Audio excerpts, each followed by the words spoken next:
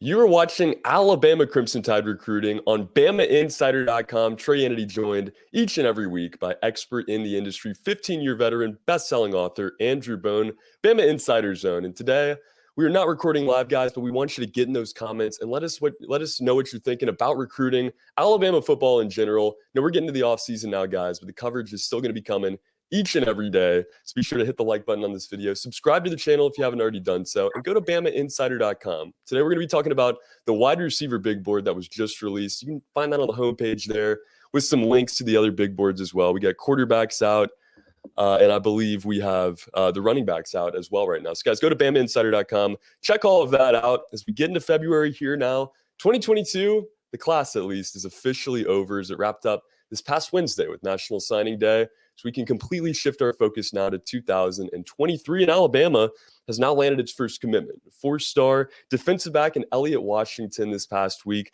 Good for Alabama to get on the board. And Ben, I know you've been breaking down each of these position groups, like I said, with your big boards. Today, we're going to be talking about the wide receivers and the tight ends. Now, Alabama, these past couple years, has dominated with this position group. Obviously, this past class, the best wide receiver group in the country yet again. Talk about guys like Shaz Preston, Kendrick Law, Kobe Prentice. And we had a question last night on Monday Night Quarterback even about Shaz Preston. What kind of impact do you see these guys making in year number one with Alabama? How you doing tonight, Bone?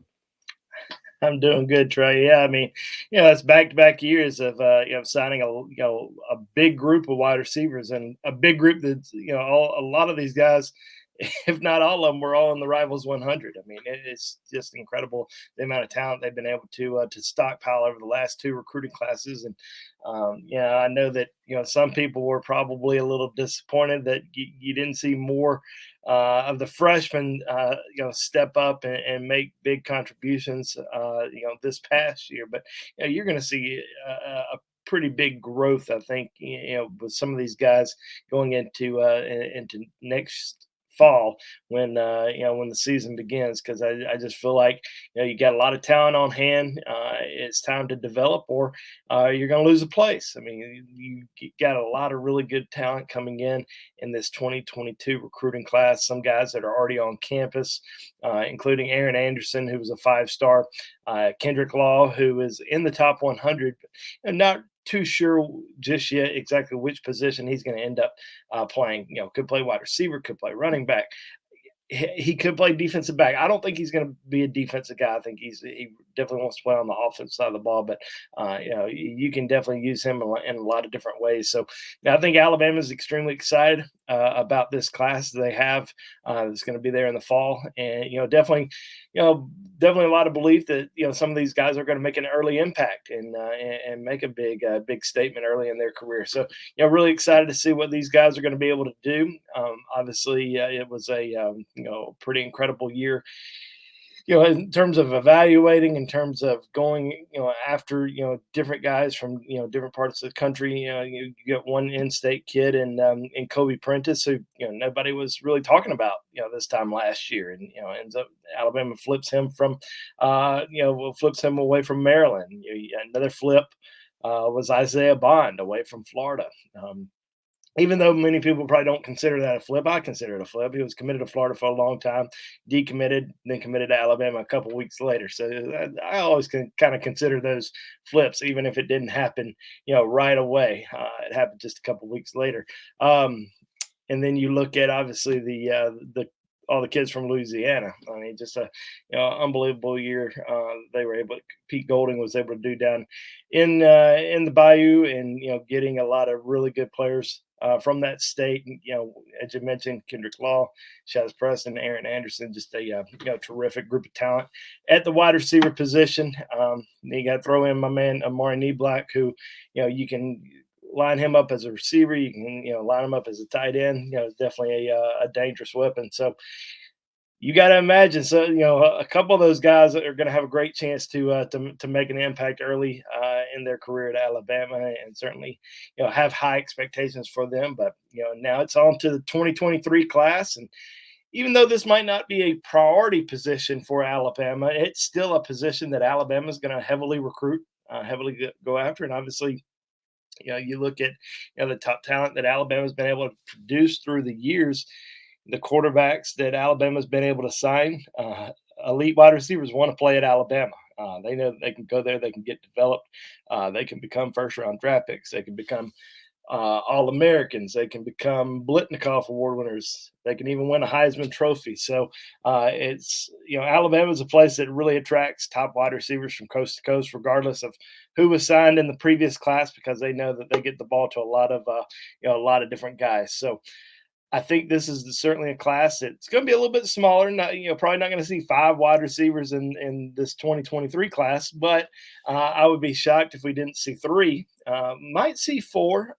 We'll have to kind of wait and see how all the chips fall into place. See who's still available, and who really wants to be a part of Alabama's recruiting class, knowing about all the guys that were signed in the previous 2 classes. I think that's another factor, that a lot of kids are going to consider. And obviously, once we kind of get into the fall, see who is making an impact, see who is playing and getting on the field, and and if there's going to be some opportunity there, for somebody who's in this 2023 class to potentially come in and make an impact. So that's something that Alabama's going to continue to sell to these guys. There's a lot of players that they are recruiting, guys who visited Tuscaloosa so far, and definitely some guys that I feel like Alabama's going to have a really good chance to land when all is said and done.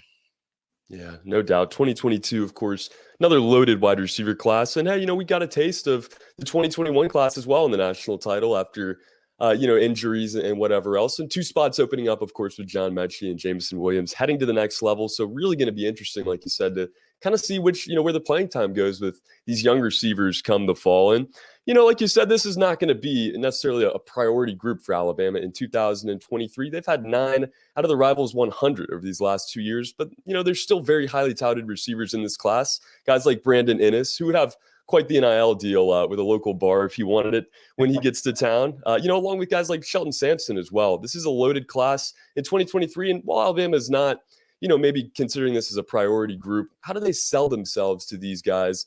Knowing that they've added so much wide receiver talent over the last couple of years. Well, like I said, I think it's just continuing to build on that Alabama wide receiver brand. I mean, you look at the guys who are playing in the NFL right now, the guys who are having a lot of success. The amount of passes that get thrown by Alabama quarterbacks, every single game and throughout the season. I mean, there's a lot of kids that are going to have opportunities. It's not just, one guy or 2 guys that are out there. I mean, they're certainly looking for, multiple guys to make a big impact. And, that's what we saw with the guys a few years ago, whether that was, Calvin Ridley and, Jerry Jeudy and Amari, well, I was about to say Amari Cooper, but Amari's a little bit before those guys. But like Henry Ruggs, Devontae Smith, Jalen Waddle, then John Mechie and J-Mo and those guys. So you got to sell, what Alabama is able to sell, and that's getting the ball to their playmakers, and they do as good of a job as anybody in the country at selling that. And obviously, the proof is in the pudding. In this year's class, I mean, there's some big name receivers that Alabama is certainly involved with that have high interest in Alabama. You look at the Rivals top 15, top 20 players in the country right now. I think there's only 13 5-stars. Now, 2 of them are wide receivers, and both of them have high interest in Alabama. One is Brandon Inniss out of American Heritage down in Plantation, Florida, who actually has never visited Alabama, has had high interest in Alabama from the get-go of his recruitment, but committed to Oklahoma early in the process, reopened his recruitment after Lincoln Riley decided to leave and go to USC. Now, he's still obviously very interested in playing for Coach Riley. He's very interested in USC, but I think Alabama certainly has made a big impression on him. Really likes Alabama a lot. Played alongside Earl Little Jr., who signed with Alabama back in December. So he's been in his ear about going to Alabama. He's going to be making his first trip to Tuscaloosa here in April.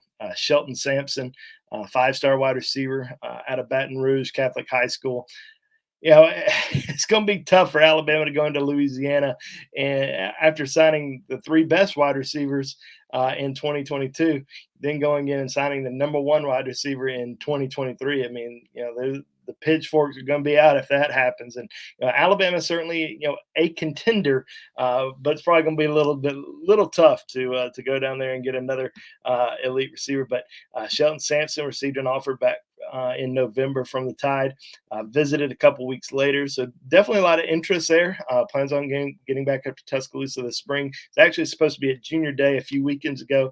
Couldn't make it, but says that he's going to be there this spring and probably again this summer. So certainly in the mix. For those two guys. A couple other national names that people have already that people know. People are talking about. John Tay Cook out of Texas visited Alabama last summer. He's talked very highly about Alabama over the course of the last several months. Many people feel like it's going to come down between the two of the Texas schools, Texas A&M and Texas, and then Alabama. If he were to go to out of state, maybe it's going to be Alabama. So I think the most important thing there is getting him back on campus and getting him around the coaching staff and just being comfortable in Tuscaloosa. And one in-state guy that Alabama is recruiting, Carmelo English, out of Central High School in Phoenix City. There's two guys at Central Phoenix City this year that Alabama is certainly going after. His teammate, Tamarian Parker, who's a defensive end. But Carmelo English, definitely a guy that they really like a lot. Not sure really what he's going to do. He keeps things pretty tight-lipped. I could easily see him potentially going out of state, maybe even staying closer to home. Of course, there's a lot of question marks at Auburn right now, so not really sure if he would be feeling Auburn too much until things get kind of sorted out down there. But definitely somebody that Alabama has a lot of interest in. And, those are some of the more nationally known prospects, but there's plenty of others that are still out there. Yeah, no doubt. Really, a lot of talent in this class, even if it's not a priority for Alabama. You just went through a big list there. Anybody else in this group that you featured on BamaInsider.com today that you want to mention, to help Bama Insider fans follow these guys here in the coming months? Yeah, there's definitely a lot of guys down in the Sunshine State, down in Florida, that Alabama's recruiting. I think Aiden Mizell out of Boone High School in Orlando is somebody that they definitely have interest in. Attended Alabama's Junior Day a few weeks ago. Cole Adams out of Oklahoma, who recently received an offer, is going to be visiting Alabama on March the 5th. Hakeem Williams, big wide receiver out of South Florida that Alabama likes a lot. Bryson Rogers out of the Tampa area. Those are two guys, Williams and Rogers, that Alabama went and saw. Coach Saban went and saw a couple of weeks ago. Robbie Washington out of Miami, and that's been a guy that Alabama has recruited for a long time. Camped at Alabama last summer. I think the biggest thing is just getting him back into Tuscaloosa, because they've been heavily recruiting him for a while. But obviously with Mario Cristobal, that coaching staff down in Miami now, certainly trying to put the clamps on the local kids, and he certainly has high interest in the Hurricanes. So I think the biggest thing there is just getting him back on campus, really getting any of those South Florida kids back on campus. Get them around the coaching staff. Alabama just recently hired Travaris Robinson, Coach T-Rob. Everybody knows him as. He is well known down in South Florida. He's from Miami.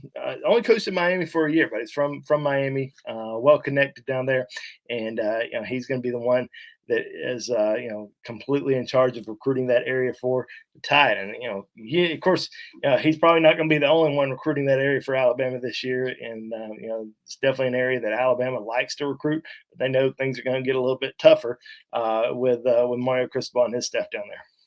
Yeah, no doubt about it. Miami, of course, flipping Jaleel Skinner at the last minute on early signing day away from Alabama. So going to be really interesting to follow South Florida, these bigger pockets around the country as we talk about wide receivers. And guys, keep hitting the like button. Let us know what you think about the wide receivers. Always kind of been my favorite group to follow, especially on the recruiting trail. Got to see a lot of these guys last year. Really exciting positions. So be sure to check out the big board on BamaInsider.com and get in the comments. Let us know what you think.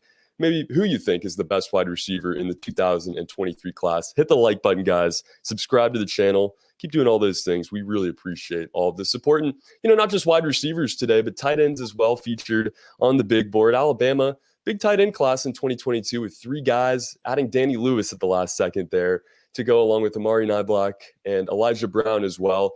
Let's talk about this 2023 wide receiver recruiting trail for Alabama. How many guys you maybe see them signing and who they're really recruiting heavily right now?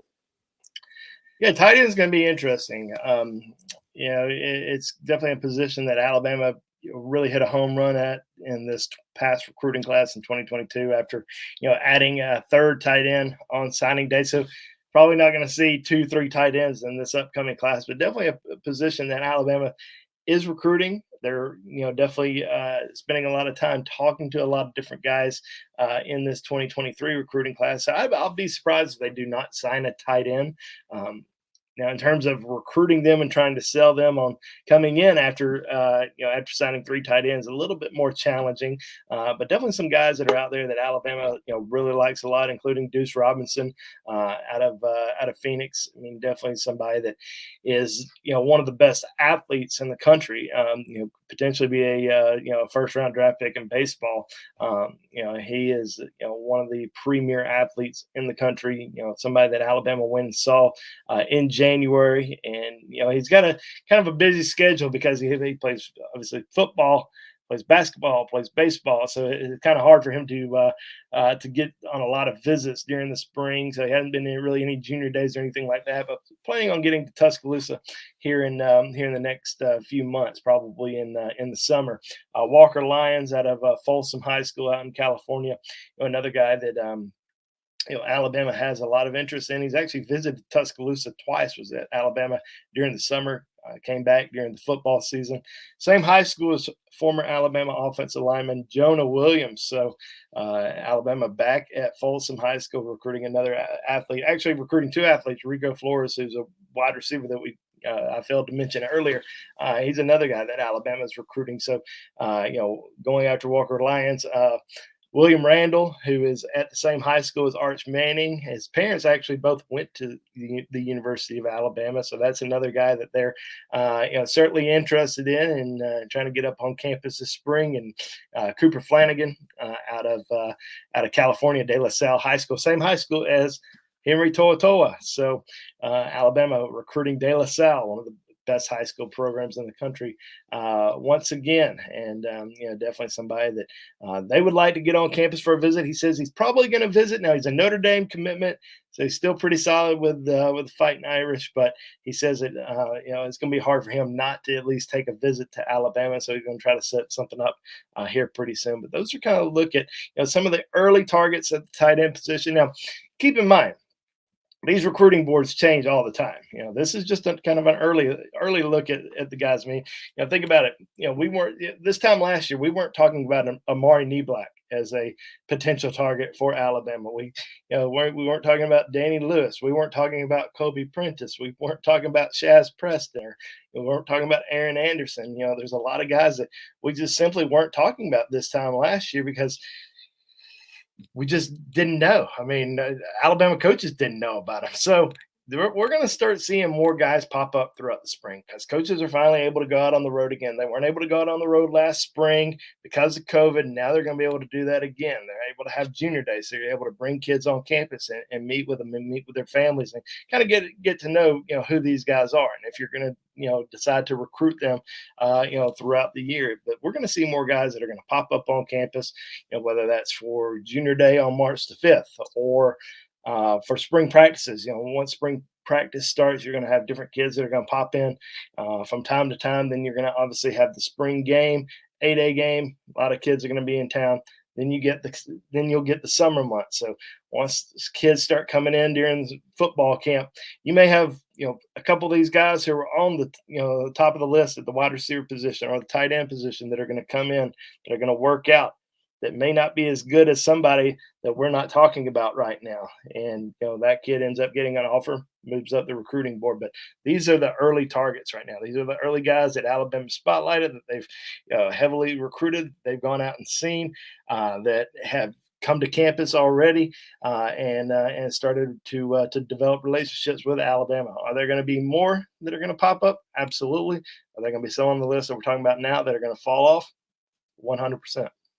Yeah, no doubt about it. This past cycle was so different, like you said, with COVID and the visits and, coaches being able to go do their in-home visits and everything else as well. Hopefully we see a much more normal year on this 2023 recruiting cycle.